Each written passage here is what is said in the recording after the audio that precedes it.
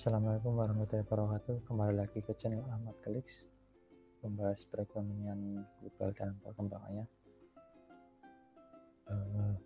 Setelah 2 hari kemarin tidak ada update review ini ya, karena ada beberapa hal yang darurat ya. Jadi mohon maaf untuk belum bisa melanjutkan.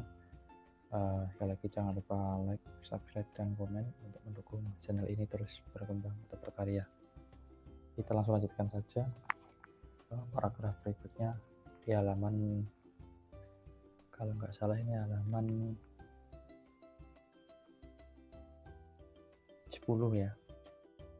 Kalau di situ di jurnal halaman 292 ya. Saya mulai bacakan lagi. Amerika Serikat terikat dalam hukum internasional untuk menukar dolar Amerika Serikat dengan emas dengan kurs $35 per ons ya. Jadi di awal perjanjian Bretton Woods itu Amerika Serikat itu dia terikat dalam hukum internasional. Jadi hukum internasional itu menyepakati dan istilahnya di dalam hukum ini internasional ini itu Amerika Serikat itu harus ya, mau menukar uangnya, dalam artian itu dolar Amerika Serikatnya itu $35 itu ditopang emas 1 ons ya, tadinya seperti itu.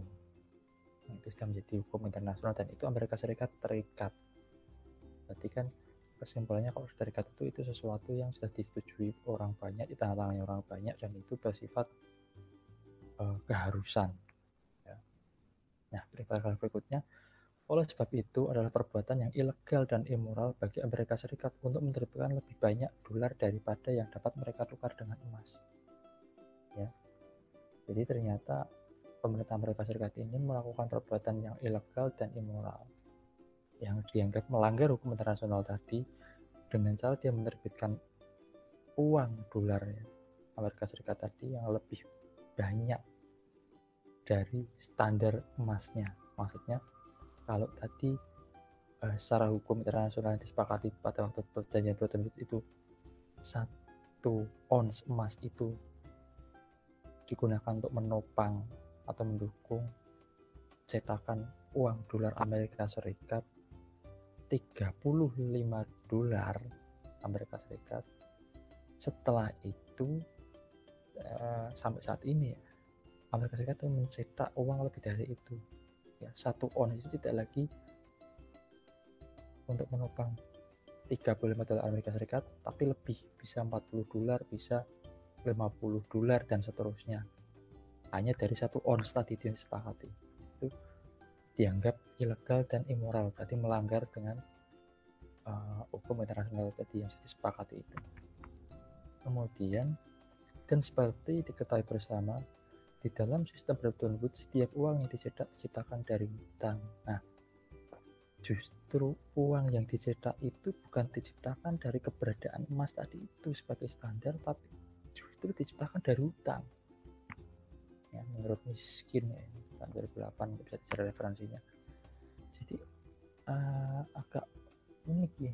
Jadi pada awalnya itu di standar itu tadi 1 ons emas itu untuk mendukung atau menopang $35. Itu ada standarnya berarti ya. Jadi $35 Amerika Serikat itu distandarkan dengan 1 ons emas. Nah, kemudian ada kata-kata setiap uang cetak itu diciptakan dulu dari hutang. Nah, ini bukan lagi. Hal itu persis yang dilakukan oleh pemerintah Amerika Serikat untuk membiayai perang Vietnam. Ya, jadi uniknya di sini itu yang perang siapa, yang ikut membiayai siapa. Padahal di awal-awal tadi banyak negara-negara yang sudah istilahnya menitipkan emasnya ke Amerika Serikat ya, atau IMF tadi itu ya. Nah, sedangkan IMF itu kan penanam saham yang terbesar itu Amerika Serikat, jelas ini punya pengaruh gitu. Nah ini yang agak membingungkan.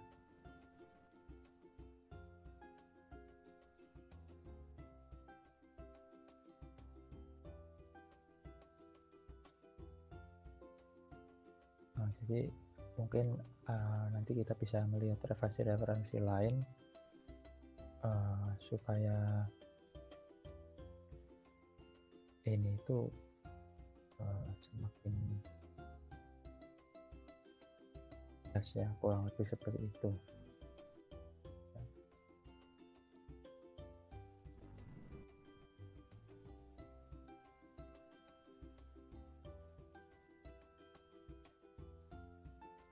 Nah, berikutnya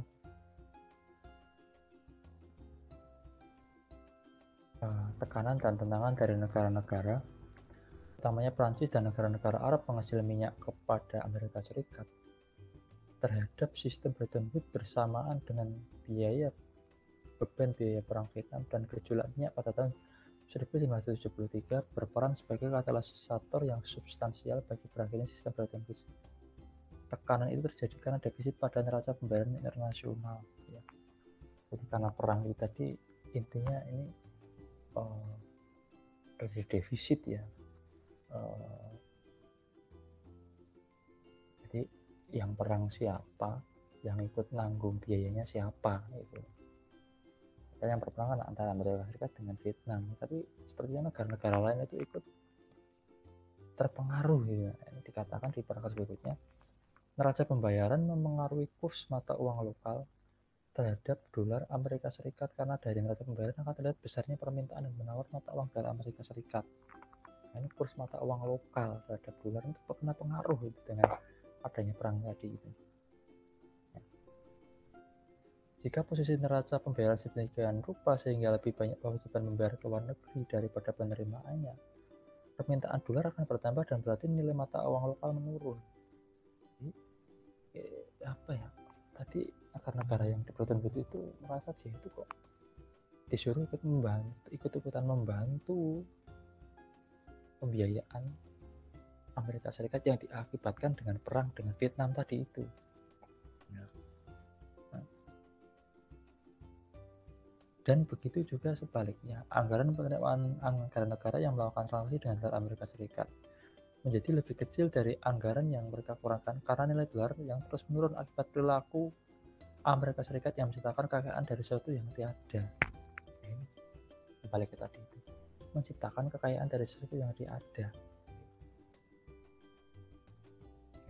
Dari awalnya itu sudah sesuatu yang dianggap ilegal, atau kalau ilegal itu berarti kan pelanggaran atau sebuah kejahatan, seperti itu.